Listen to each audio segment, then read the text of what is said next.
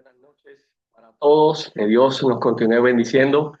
Hoy estamos ya en el inicio del tema número 30, que tiene la relevancia para la iglesia en estos eventos finales, porque todos sabemos que esta quinta jornada va a ser solamente especialmente tocando lo que son los eventos finales, algo que nos va a aportar mucho crecimiento a la iglesia, pero también nos va a dar mucha madurez espiritual y vamos a tocar el tema de la lluvia tardía. Cuán importante es nosotros pasar por ese proceso, comprender lo que fue el proceso de la lluvia temprana y cómo todos nosotros estamos envueltos en este momento crucial e importante, privilegiado de la historia cristiana, donde el Señor nos está haciendo un llamado a que nos preparemos, porque no son simplemente chubascos, sino hermanos, grandes aguaceros que vamos a ver cómo en la iglesia van a caer y cómo tú y yo vamos a ser llenos de esa santa presencia. Vamos a orar para dar inicio entonces a este tema tan importante. Señor, ya hemos comenzado final y firme en el desarrollo de este tema número 30 de esta quinta jornada. Sentimos cómo nos has estado acompañando, cómo nos has estado guiando y hoy no será diferente. Pedimos que, como de costumbre, puedas preparar nuestros corazones para entender cuál es el mensaje que tú tienes para nosotros y que esto cree un compromiso en nuestras vidas de tal forma que podamos entonces ser parte de estos eventos tan especiales que van a suceder. En el nombre de Jesús. Amén. Quiero ir directamente a lo que es nuestro tema, el versículo que nos va a tomar a nosotros el poder compartir, que está en el libro de Zacarías, capítulo 10 versículo 1. Pedid a Jehová lluvia en la estación tardía. Cuando estaba ya dándole los últimos repasos a lo que íbamos a compartir en esta hora, me acordé del momento en que Jesús mismo le dice a unos discípulos que estaban buscando explicación al hecho de que él se iba a apartar de ellos, ahí en el libro de Juan, capítulo 16 versículo 7, le dijo, miren, yo les digo algo, a ustedes les conviene que yo me vaya. Bueno, ellos tenían realmente una alegría de poder compartir con el maestro. Entendían que con él todo estaba completo, no hay alguien que pudiese sustituirlo, por ahora Jesús le presenta algo diferente, le dice, miren, ustedes no, lo que le quiso decir, ustedes no entienden lo que yo le estoy hablando, pero a ustedes les conviene, dejen que este proceso continúe y luego se van a dar cuenta cuán importante va a ser ese que me va a sustituir. Precisamente, hermanos, le digo, querida iglesia que nos está escuchando en esta hora, el Espíritu Santo es la mayor bendición que nosotros podemos tener en la iglesia hoy día, porque con el Espíritu Santo se va a estar garantizando que el Evangelio se va a predicar. Y saben que si el Evangelio no se predica, Cristo no va a venir. La única forma en que Cristo vendrá es cuando este Evangelio sea predicado en todo el mundo. Entonces el Espíritu Santo tiene aquí un papel, hermanos, trascendental, un papel protagónico que nos necesita a todos nosotros. Por otra parte, el Espíritu Santo tiene a cargo una segunda gestión, hermanos, demasiado grande para ti, para mí, y esta es la invitación que nos está haciendo en esta hora. Y es el hecho de que el Espíritu Santo es quien va a transformar nuestro carácter. Wow, mira, son dos cosas importantes, porque para predicar el Evangelio tenemos que estar capacitados, pero para estar capacitados tenemos que entonces tener el carácter de Cristo en nosotros. Y sabes, hay dos formas en que el Espíritu Santo trabaja. La primera es de afuera hacia adentro, haciéndonos entonces el señalamiento de que necesitamos ayuda. Nos convence de pecado, necesitamos reconocer que sí somos pecadores, pero también nos presenta una solución. Esa solución entonces es Cristo, al que hemos aceptado con nuestro corazón. La otra entonces dirección en que nos ayuda es a la inversa, es de adentro hacia afuera. Es aquí donde transforma al ser humano y restaura la imagen de Dios que fue perdida inmediatamente que el ser humano cayó entonces en la transgresión del pecado. Miren, la gran realidad que tenemos que entender, y yo creo que es la falta más grande que podemos estar cometiendo, es que nosotros usualmente nos empeñamos en tratar de convencer a las personas del pecado. Bueno, mira, esa capacidad no es tuya ni mía. Simplemente el Señor nos utiliza como instrumentos. pero la capacidad para convencer de pecado solo lo hace el Espíritu Santo.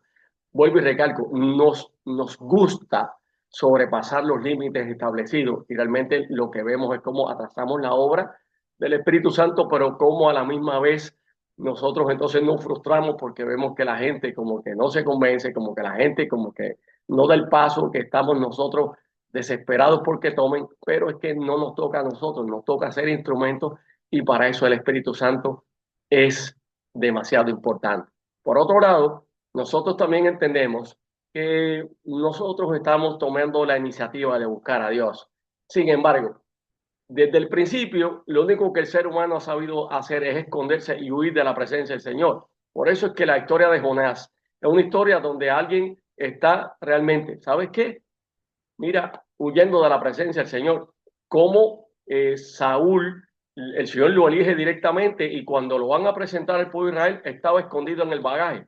Esto es lo que sucede, esta es la historia real de nuestro drama en nuestra vida cotidiana. Por eso la iniciativa siempre es de Dios para buscarnos, para llamar nuestra atención, para hacer todo lo que es necesario que suceda. Apenas nosotros, como, ¿verdad? Como podamos estar cada uno en nuestra experiencia espiritual, lo que hacemos es apenas responder al llamado que Dios nos está haciendo. El pastor, el autor de este devocional, el pastor Joel Flores, eh, está presentando experiencias que ha tenido de personas que se han acercado y le han dicho que sienten que el Señor pues los está llamando y sienten que deben tomar iniciativas. Y él dice, mira, pues lo que está sucediendo es un milagro realmente, porque nuestra naturaleza como tal no tiene la capacidad de buscar de Dios. Simplemente lo que quiere es huir, lo que quiere es esconderse. ¿Y cómo sentimos la evidencia de que el Espíritu está trabajando en nuestras vidas? Mira, es porque solamente el Espíritu Santo es el que puede convencernos de pecado, pero también llevarnos al arrepentimiento. Si hoy estás conectado, si todos nosotros estamos conectados, incluyéndome a mí, estoy presentando el tema que compete para la noche de hoy, para el día de hoy, en esta jornada 5, tema número 30, es porque el Espíritu Santo nos ha estado tocando a todos. Hemos hecho sacrificios, hemos hecho ajustes, hemos hecho de todo. Pero ya alguien hizo eso por ti, por mí primero. Jesús se vació, Jesús hizo hombre. El Dios que nos rescató de las tinieblas se hizo totalmente humano para podernos entonces ayudar a que podamos nosotros dar pasos asertivos en la dirección que Él nos está llamando. Es por eso que el Espíritu Santo lo único que hace es llamar nuestra atención, llevándonos directamente al estudio de la palabra del Señor. Oye, qué renuentes somos a estudiar la palabra. Esto es bien complicado. Lo decimos una y otra vez, lo escuchamos en diferentes medios. Hermanos nos dicen, tenemos que estudiar más y el pastor dice y seguimos escuchando, pero realmente somos un poquito renuentes al estudio de la palabra y por eso el Espíritu Santo tiene que obrar de una forma especial para llamar la atención a esto. Es por eso que la presencia, hay otra evidencia bien tangible y es que cuando tú tengas el deseo de estudiar, cuando tú tengas deseo de leer la Biblia, cuando tú tengas deseo de escuchar un sermón, de hacer cualquier otra cosa que sea en la búsqueda de la dirección de la presencia del Señor, mira, ten por cierto que es una evidencia de que el Espíritu Santo te está llamando, el Espíritu Santo te está hablando, el Espíritu Santo está tratando de hacer tantas cosas impresionantes porque Él quiere iluminar nuestra mente, pero también darnos el conocimiento, no cualquier conocimiento, es el conocimiento de la verdad. Y Jesús dijo, yo soy el camino y yo soy la verdad y yo soy la vida. Es por eso que es importante, hermanos, que entendamos todo lo que la Biblia quiere expresarnos a nosotros. En el momento en que nosotros podemos conocer la verdad que está explícita en la palabra del Señor, mira, tenemos que entender que el Espíritu Santo no se revela a través de éxtasis emocionales o fuertes impresiones, sino a través de la palabra de Dios. Miren, mi gente, hay personas que quizás puedan tener algunos epítetos negativos contra la iglesia, pueden señalarla que somos unos bomberos que apagamos fuego, todas las cosas que me ha tocado a mí escuchar y quizás ustedes más aún porque están pues en unas esferas diferentes de sociabilidad espiritual, pero realmente, mira, el Espíritu Santo, si buscamos evidencia, no es de esa manera. en que el Espíritu Santo se manifiesta. Si el enemigo trata de buscar la forma para realizar algunas cosas que nos puedan confundir, pero no es de esta forma. El Espíritu Santo lo que hace es habilitar, habilitar a los hijos de Dios para que proclamen el Evangelio. Mira, yo siento que hay muchas personas, y me incluyo en esto, realmente, hermanos, de que queremos que Cristo venga. Si hay alguien que está desesperado que Cristo venga, es este que está hablando. Y yo entiendo que a pesar de que puedan haber millones de personas que tengan un deseo mayor que el mío, pero si hay alguien que tiene el deseo de que este evangelio sea predicado, se llama Dios. De verdad que sí. Y el Espíritu Santo sigue trabajando fuertemente para habilitarnos, para poder concientizarnos de la necesidad que tiene de que seamos instrumentos y nos pongamos en sus manos. Entonces, cuando nosotros de alguna manera somos tocados por una persona, por medio de una música, por medio de un sermón, por medio de un libro, por medio de un programa, mira, todas esas iniciativas son del Espíritu Santo y lo usa entonces como un mecanismo, como un instrumento para poder atraer a las personas directamente a Jesús. Si vamos al libro de Hechos, específicamente ese capítulo 2, miren hermanos, ese capítulo 2 es maravilloso, porque allí nosotros podemos ver cómo y cuándo y cómo desciende el Espíritu Santo y qué cosas sucedieron en ese momento. Vuelvo al principio, donde en Juan 16, entonces Jesús le dice, mira, a ustedes les conviene que yo me vaya. En ese capítulo 2, yo entiendo que es el momento en que los discípulos pudieron empezar a entender por qué era conveniente de que entonces Jesús se fuera, porque comenzaron a sentir cosas diferentes y en ese momento dado es que ellos fueron habilitados, sostenidos por la palabra del Señor, sostenidos por una promesa que ya Jesús les había hecho y es aquí que entonces ellos fueron habilitados para hablar en diferentes idiomas. Hermanos, esto no fue una glosolalia, que es cuando entonces las personas hablan, pero los demás no entienden, ¿ok? Esto es totalmente diferente. Esto se llama xenogloria, xenoglosia, esa es la palabra correcta. Este es el término que se utiliza para poder definir lo que sucedió en el Pentecostés en ocasión en que los discípulos que estaban reunidos esperando la promesa recibieron todo ese poder y entonces en 14 idiomas diferentes representados por 14 países, las personas decían, mira, ¿cómo es esto? Que esta gente que no son educados, que son del vulgo, que son del pueblo comunes, son capaces de hablar este idioma perfectamente, el idioma que yo puedo entonces entender. Y es aquí donde nosotros podemos ver cómo el Espíritu Santo trabaja. Y ese mismo Pentecostés que hubo en el tiempo apostólico fue, como ya te mencioné, el cumplimiento de la promesa profética donde esto se identifica como la lluvia temprana, que fue necesaria para hacer entonces crecer la semilla del Evangelio y así llegar a todo el mundo de aquel mundo conocido, valga la redundancia. Por eso es que Pablo mismo en sus cartas dice que el Evangelio había sido predicado en todo el mundo conocido de aquel entonces. Ahora, si esto sucede allí, en ese momento dado, nos vamos al libro de Joel, capítulo 2, versículo 23, puedes ir un poquito más arriba que abajo, pero ese capítulo 2 es maravilloso porque hay una promesa tangible y es que va a haber entonces una lluvia tardía que será, hermanos, con mayor poder si nosotros vemos con los ojos dilatados y la mente asombrada de lo que sucedió narrado en el capítulo 2 de Hechos. Imagínate lo que va a suceder entonces en el tiempo final. Oye, todos estamos viviendo en el tiempo final. Estos son tiempos finales lo que estamos viviendo, pero esto va a suceder. Y sabes, esto va a ser más poderoso de lo que ocurrió en aquel entonces. Y sabes que esto tiene que ocurrir antes de que Cristo venga. Este derramamiento de la lluvia tardía, también efectuada por el Espíritu Santo, es lo que va a habilitar a la iglesia, te va a habilitar a ti y a mí para la misión de predicar el Evangelio a todo el mundo. Vuelvo y recalco, porque es necesario que el Evangelio sea predicado en todo el mundo, precisamente porque es la única señal que nos va a indicar que ya Cristo entonces va a venir por segunda vez a rescatar a su pueblo. Aquí estamos. Hay unas citas que están directamente en el libro Conflicto de los Siglos.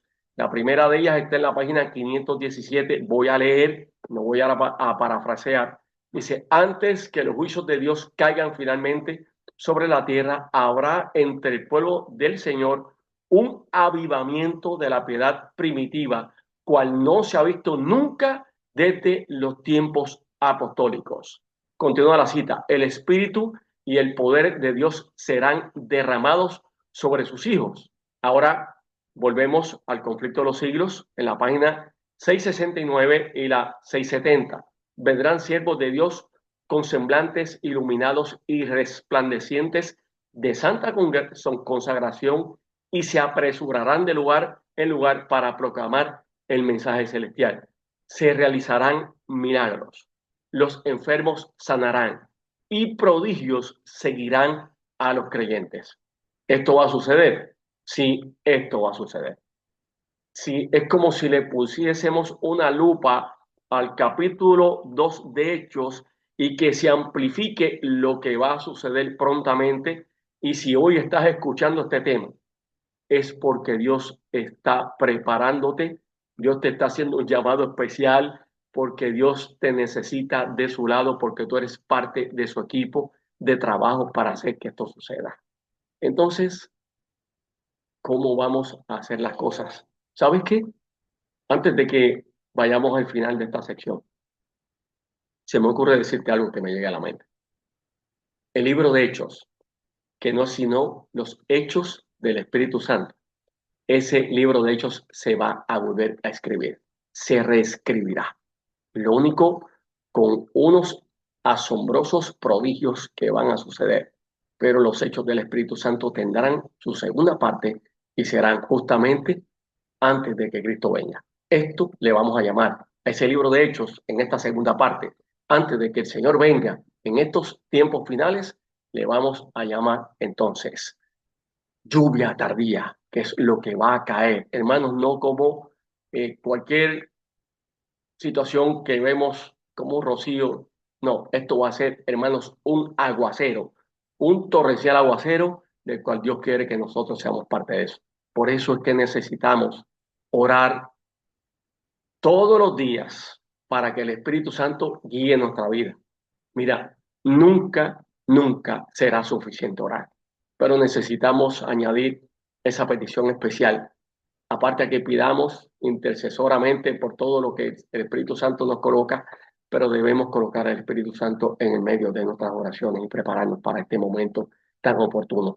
También, hermanos, tenemos que evitar las disensiones, que es la falta de acuerdo entre nosotros, y las divergencias, que no es sino el que cuando ocurren entonces estas faltas de acuerdo, nos alejamos los unos de los otros, porque esto no crea unidad. Entonces, todos sabemos que en el Pentecostés, cuando se derramó el Espíritu Santo, los discípulos y otros más que estaban participando, estaban todos unidos en un solo sentir.